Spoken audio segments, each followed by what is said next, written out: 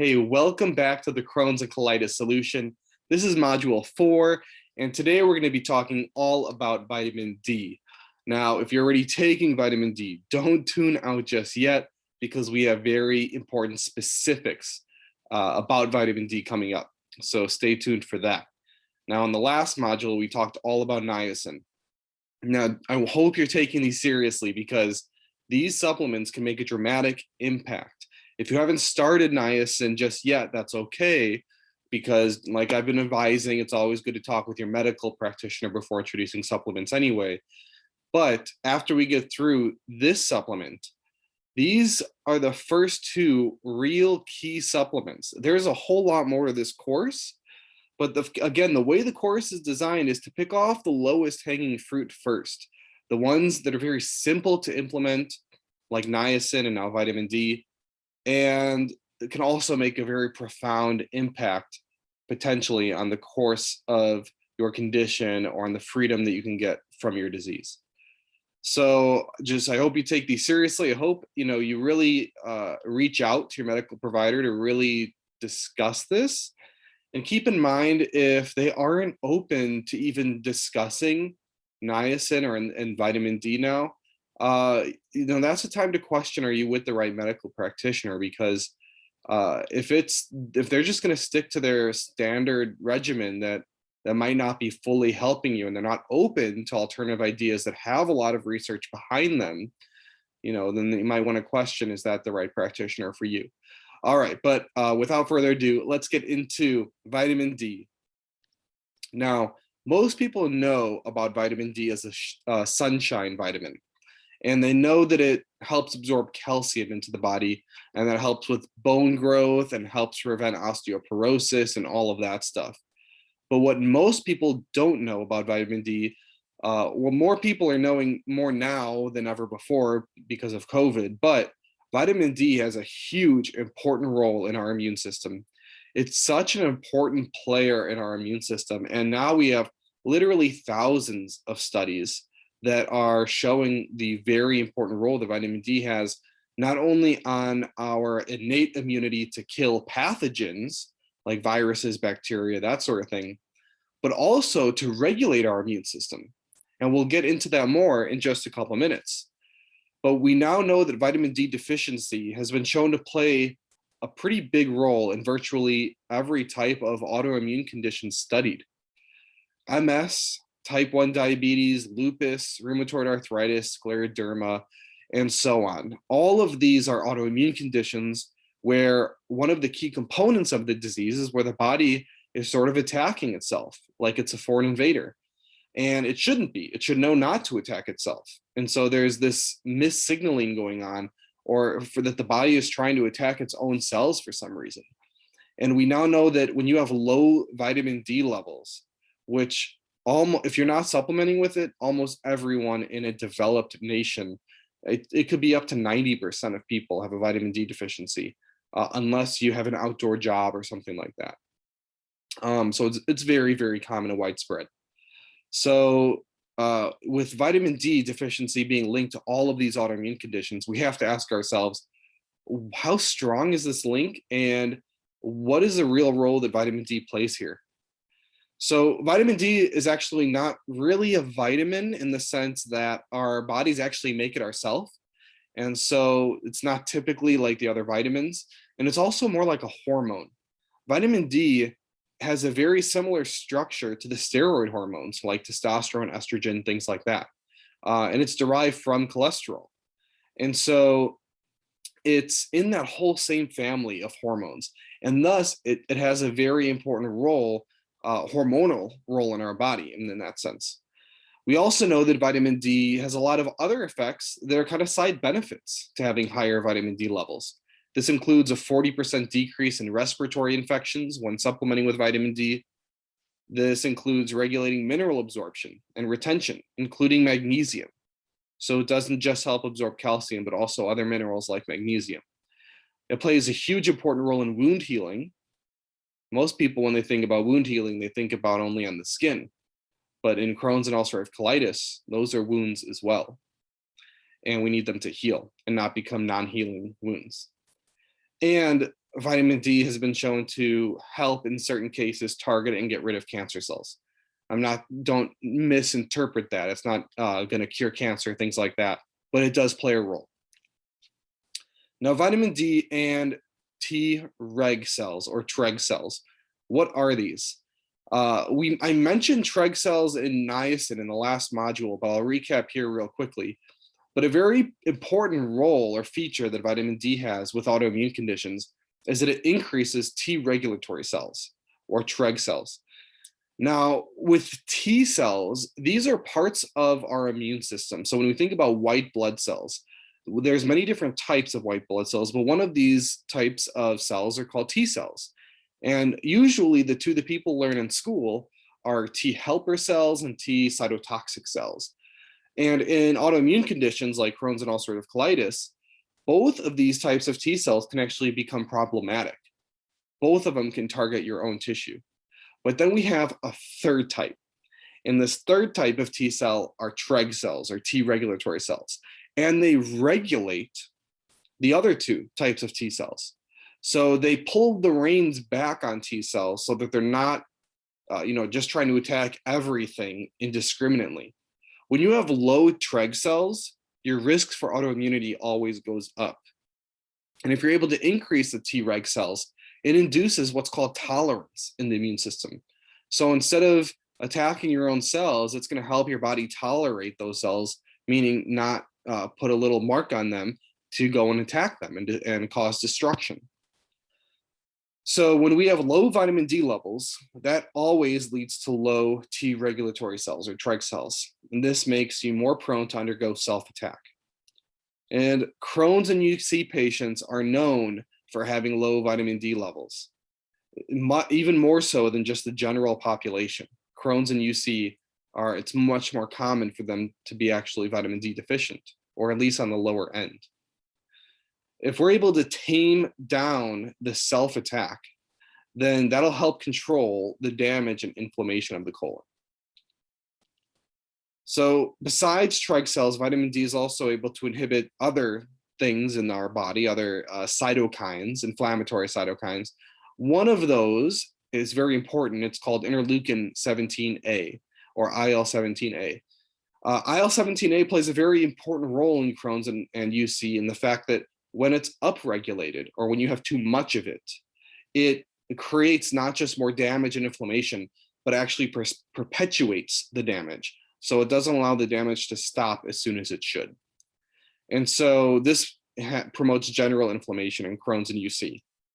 Now, we've seen for years that vitamin D deficiency, with vitamin D deficiency are at an increased risk for flare-ups with Crohn's and UC, and vitamin D levels tend to be higher in those who achieve remission.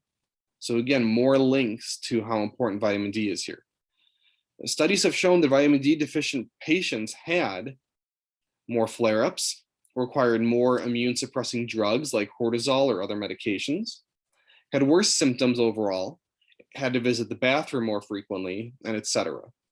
So we see pretty strong links here, very consistently with multiple studies with vitamin D, Crohn's, and UC. One way to think about vitamin D is the fact that it's a signaling hormone. So all hormones do is they signal. They're signaling molecules. It's not like they're required for certain enzymes or they're required for certain metabolic functions. That's not what hormones are for. Hormones are for signaling. It's to tell the body how to behave in certain ways. And that's pretty much the case for all hormones. So one way to think about vitamin D is the fact that our vitamin D levels when we were, evolving or cavemen or before we had agriculture or any time in our evolutionary human history, before we had all the comforts that we do nowadays, vitamin D levels would always be much higher in the summer and much lower in the winter. And in the summer, there was always plentiful food. There was enough to eat. We would kill an animal here or there, but we'd also have tons of plants we could choose from. And usually summers was pretty good times. In the winters, things got rough. We didn't have food. We didn't necessarily have the energy to go out and hunt as much. We tried to conserve more energy during the winter. So one way to think about vitamin D, how it kind of functions in the body and how it relates to the immune system and wound healing, is it tells the body that everything's okay right now. It's summertime, food's everywhere. So spend some extra energy to fix things in the body and make sure that everything's working okay. Do some cleanup now. Use those extra resources to kind of patch things up that we might have been neglecting. So when we have low vitamin D levels in the winter, our body will instead try to conserve resources. Wounds won't heal as quickly or as fast. It'll let inflammation become chronic instead of resolving it, things like that. And so we want our vitamin D levels not to stay high just because we want to mimic like it's summer, but because we actually want to have those effects that vitamin D has, which is increasing wound healing, getting rid of chronic inflammation, and allowing our body to not attack itself. Now, one thing I want to point out here, and this goes with, I like kind of teaching this concept in all of my online courses or when I'm teaching people about research, and that's that everything we just described right now is pretty much theory. You know, it's observational evidence, it's correlational evidence, and it's mechanistic evidence. And what that means is we've seen that vitamin D correlates with the severity of the disease for Crohn's and UC. And we've seen, we now have an explanation of kind of how it works in a couple different ways and possibly why it works in that way. But what I haven't shown you just yet is that it does actually work. And what I mean by that is real randomized control trials that have tested that when you give vitamin D, X happens, this benefit happens, or this happens. That's real evidence. So a lot of times people would be promoting supplements or promoting ideas, and really it's just based on either rodent research or it's based on more theory or mechanistic data, or it's just because there's a correlation there, you know, but it hasn't really had those clinical trials that have shown true effectiveness. A lot of times when we go from the observational evidence to the clinical trials, we actually don't see the results we were expecting. So we need to have that type of evidence. That's really the only thing that's important in the end. So that's when in the last one with niacin, I went over those clinical trials, and we'll go over them here for vitamin D too. And there's actually a lot for UC and Crohn's with vitamin D. We now have tons of clinical trials showing the effectiveness of vitamin D to significantly help with Crohn's and UC. And if you want to take a look at any of this research, I actually listed them all out one by one in the middle of the PDF document that accompanies this module. So you can go ahead and look at each individual study if you wanted to see the details. But when you look at all those studies, you always try to look for patterns. You try to see, how come this study got better results than this study? How come this study got, results that were statistically significant, but barely meaningful clinically? But then this study got like amazing results. What's the difference? And with vitamin D, we have a lot of studies that use low doses of vitamin D. And one of the reasons that is because for a long time, there was actually a statistical error in the advice from medical doctors, how much vitamin D they should be advising their patients to take. And that's called the big vitamin D mistake. You can look it up on Google. You can look it up on PubMed. Either one will bring up the results. But the big vitamin D mistake showed that the statistical error was that the decimal place was actually off by 1. So when we were recommending 400 IUs for so many years, it actually should have been 4,000 IUs. And now what we're finding out is that's even on the lower side of things. So it's taken a long time for this research to kind of catch up. A lot of the earlier research used really, really low doses, anywhere from 400 IUs to anywhere up to 4,000 to 5,000 IUs. When you got up to 4,000 or 5,000, you would start to see results, but they weren't the best results. That was when it just started to become meaningful in terms of how much the improvement actually was. But more recently, we've had studies come out where they use much higher doses, on the level of 7,000 to 20,000 IUs per day, which is a lot higher. And what we're finding is that those studies are showing absolutely the best results. It's not like you get, this much results with a low dose and then a little bit more with a high dose. It's like you get this much results with a low dose and then this much results with a high dose. The high dose is super important. A lot of people are scared to take higher doses of vitamin D. We're going to talk about that in a moment. But I just want to point out that there was a study done in Norway where they actually tested to see in midsummer in Norway, it's not near the equator, it's pretty high up. So it's not like you're going to get maximum sun there. But they found that for full body sun exposure of only 20 minutes, the skin of the participants produced around 20,000 IUs of vitamin D3. So that shows that those levels are similar to what we actually are producing in our own body from sun exposure of just 20 minutes. So it's not like they're unphysiological levels or super physiological levels or something that our body would never produce itself. It would produce those levels by itself. So, there's some cautions you have to keep in mind when going up to high dose vitamin D, and we'll talk about that in a moment. But the one key concept I want you to get right now is that if you have already been supplementing with vitamin D, or you are supplementing with vitamin D, and you haven't noticed you'd even think to notice any improvement on your Crohn's or ulcerative colitis, or you'd even try to look, you might be using too low of a dose. If you're using 1,000, 2,000, even up to 4,000, the improvement's going to be very small. So it's going to have really different effects from once you start getting up to 10, 15, 20, 30,000 IUs per day. One key insight then, kind of sum this up again, is the trials that use the high dose of vitamin D just got way better results than the low dose.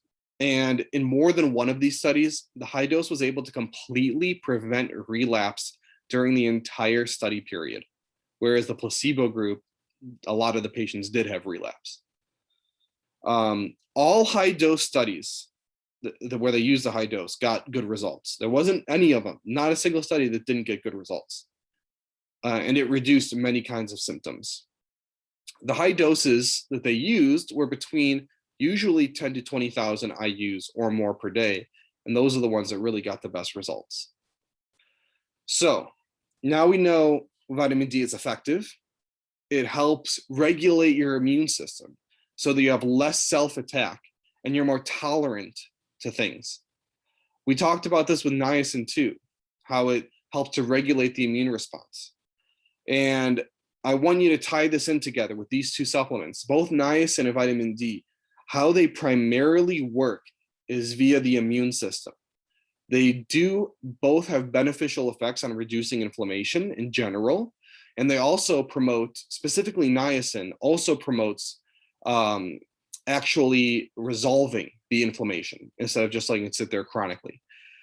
But they both primarily work through the immune system. And this is great for you, because if you eat foods that you're sensitive to, or that you might have, a delayed allergy to, a peanut allergy is an immediate allergy, and you'll know that immediately because your throat swells up, all that stuff. But there's other different types of food sensitivities that can be delayed, and if you have those, and you have Crohn's and ulcerative colitis, those food sensitivities might make your condition worse. However, if you're able to increase your Treg cells and help balance your immune system so that it is less reactive, then some of those sensitivities might drop or go away. You won't know until you try. But that's why I don't like starting with an elimination diet first, because if you're bottom out vitamin D deficient, of course you're going to have food sensitivities. I mean, you have to fix your deficiency first and then see where your sensitivities are. So that's why I like starting with these nutrients first. Both niacin is a vitamin absolutely required by the body, or else you literally die. It's a requirement. And vitamin D is also a necessary vitamin, because if you're completely bottomed out, so many different parts of the system starts failing. So they're super important nutrients that can make profound impact on what you've been going through. Now let's talk about how to supplement with vitamin D. We've talked about that really you need to, if you're doing it for Crohn's and ulcerative colitis, you need to use higher doses. The lower doses are just not gonna have any effect for the most part. Um, these low doses are very low compared to what our skin synthesizes, and that's what I kind of was talking about before. Now the good news is as long as you know how to supplement with vitamin D, it can be supplemented at high doses very safely. Most people supplement with vitamin D incorrectly. What I mean by incorrectly is they supplement with vitamin D and they supplement with calcium. Calcium is usually the thing most added on to vitamin D, usually because of bone health. Now, if you're supplementing with high dose of vitamin D, adding calcium is the last thing you want to do. Okay? If you're already on vitamin D for osteoporosis and you're already taking calcium, if you want to move up to higher doses of vitamin D, you do not want to stay on that calcium. Drop the calcium. Because you see, the only way that vitamin D could harm you in high doses is by having you absorb too much calcium, and the calcium in the blood starts to go up. It's called hypercalcemia. That is the mechanism of how vitamin D can become toxic. If you can prevent that calcium from elevating, then you prevent the toxicity. And we're going to show you how to do that. I don't know who we are, it's only me, but I'm going to show you how to do that. But one thing I want to point out is that I don't want you to be scared. And supplementing with vitamin D also has side benefits. And studies have shown, I link these in the PDF, that supplementing with vitamin D in general reduces cardiovascular disease and all-cause mortality, literally death from all causes. So statistically, your all-cause mortality goes down when people supplement with vitamin D. So we talked about the vitamin D can become toxic by increasing your blood calcium levels. Now there's two different ways to prevent this. One is magnesium and one is vitamin K2. Magnesium is nature's natural calcium channel blocker. So it literally helps not only to inhibit sometimes calcium going into cells, but it also prevents that calcium rise in the bloodstream. And because of that, it inhibits any bad thing that can happen from the calcium being too high, like arteries getting calcified and soft tissue getting calcified. Kidneys and calcium, kidney damage from the calcium as well. Those are kind of the three things: the arteries getting calcified, soft tissue getting calcified, and kidney damage. Now it's all from the calcium. It's all from too much calcium. So you just need to prevent the calcium. And there's a very easy ways to do that. The first one is supplement with magnesium. Magnesium will, it not only makes calcium more soluble, so it inhibits the ability for it to actually calcify things, but there's been so many different types of studies that have showed that magnesium inhibits any type of calcification effect that comes from vitamin D supplementation. Now, keep in mind, the doses of vitamin D, they're not unnatural, that they're higher dose compared to what's normal. But not in none of these studies with these Crohn's patients did they get hypercalcemia, did they get these high calcium levels. I'm just sort of being extra cautious just so that we ensure that that doesn't happen. But in those studies, they just supplement with vitamin D on their own, and the side effects were very minimal. But might as well be cautious, because if this is something you're going to do long term, if it significantly helps you, you're going to want to know how to do it with 100% safety. The other one is vitamin K2. When you have the way I want you to think of vitamin K2 is there's two separate vitamin Ks. There's vitamin K1, which is found mainly in leafy greens, and there's vitamin K2. Now, our bacteria in our gut can convert a tiny bit of the K1 into K2, but it doesn't do a very good job at that. So you can't rely on that.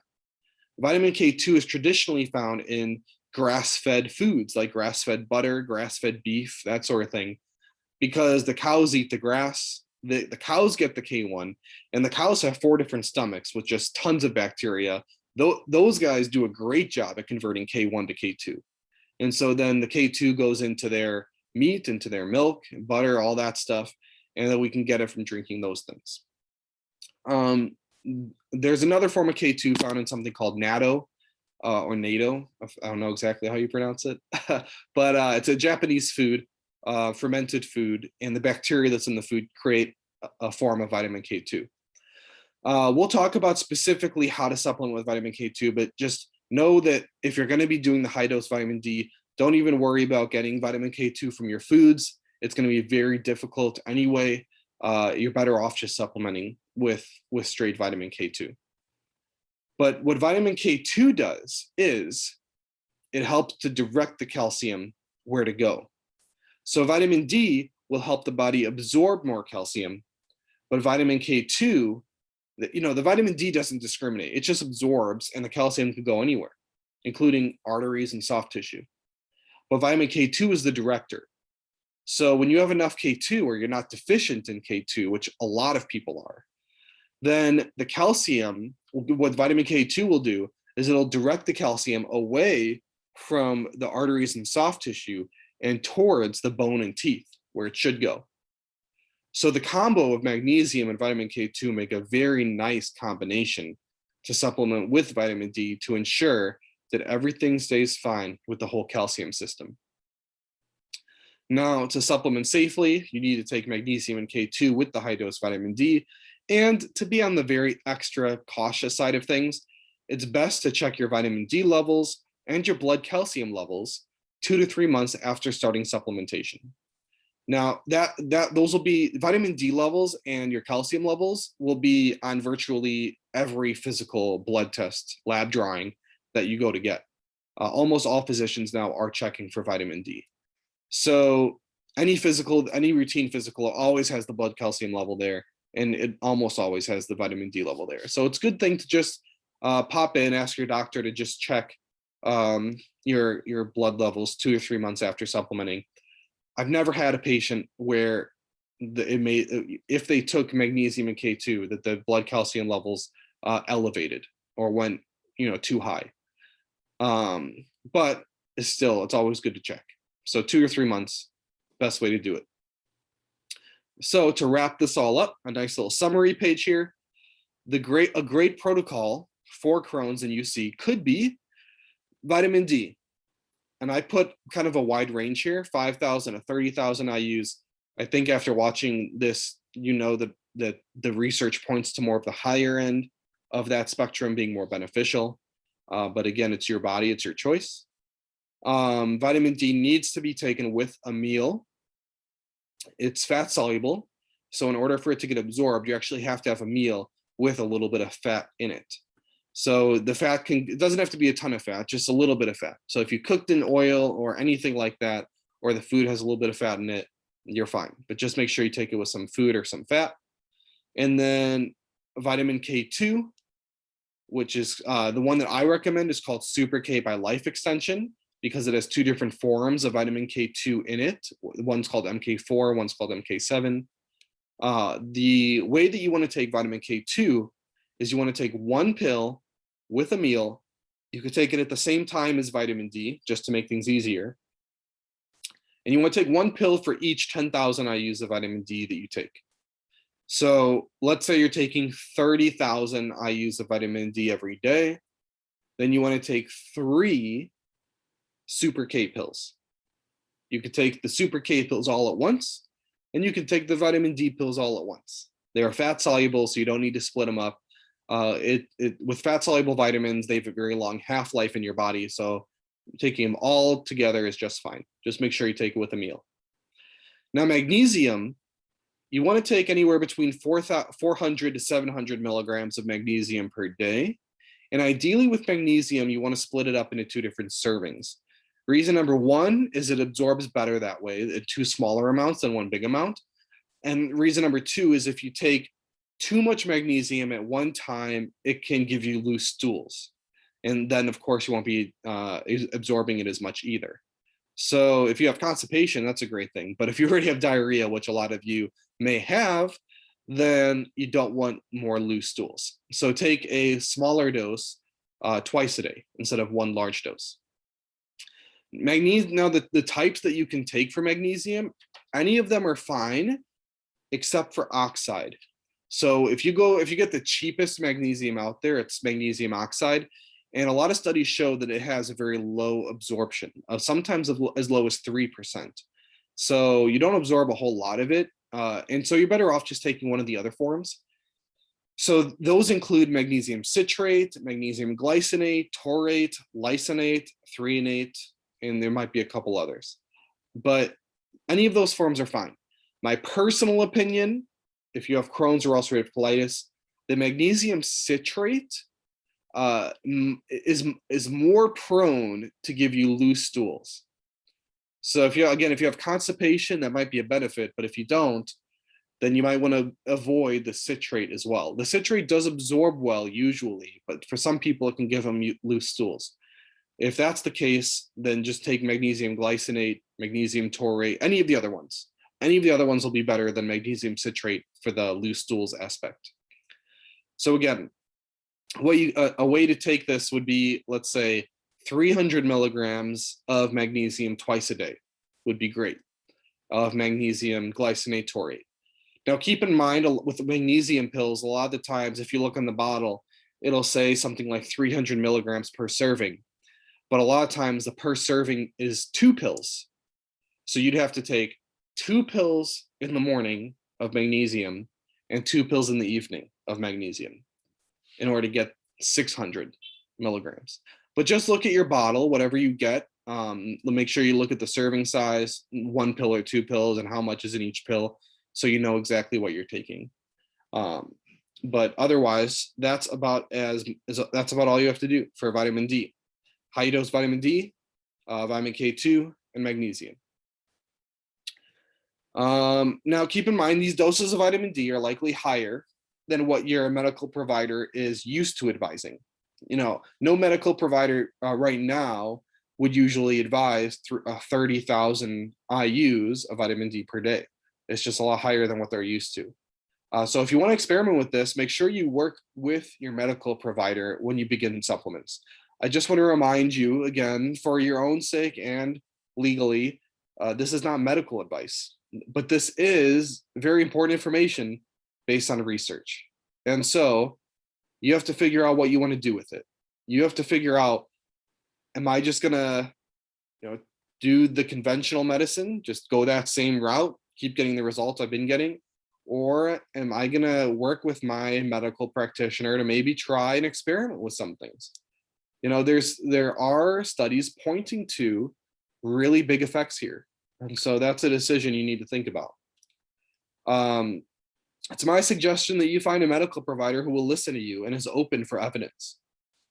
I listed a lot of research in the PDFs. They're straight from medical journals. It's not like it's blog posts, They're the same type of information that the medical doctor would be getting if he researched stuff on his own. And so if you bring the PDFs to him and you show him the studies, I list all of the studies independently at the end of the document in the references section. He can look up every study and read it for himself. If you bring up this information to your medical doctor and he is not even open to the suggestion, or he's not open to listening to you or looking at it or saying like, hey, I didn't hear about high dose vitamin D, or I never heard about niacin helping Crohn's. Let me look into that. If instead he's like, niacin's not going to help Crohn's, if that's the attitude, he's unable to have an open mind, or he or she is unable to have an open mind, well, then you have a decision to make. Should you stay with that medical doctor, or should you try to find a new one? That's up to you. I'm just giving you my advice and my perspective. I would like a medical doctor who would listen to me and is open to my subjective feelings, how my subjective symptoms are, and some safe alternative treatments possibly. That being said, it is my firm belief the high dose vitamin D, when supplemented properly, is incredibly safer than many of the harsh drugs currently being used for Crohn's and UC.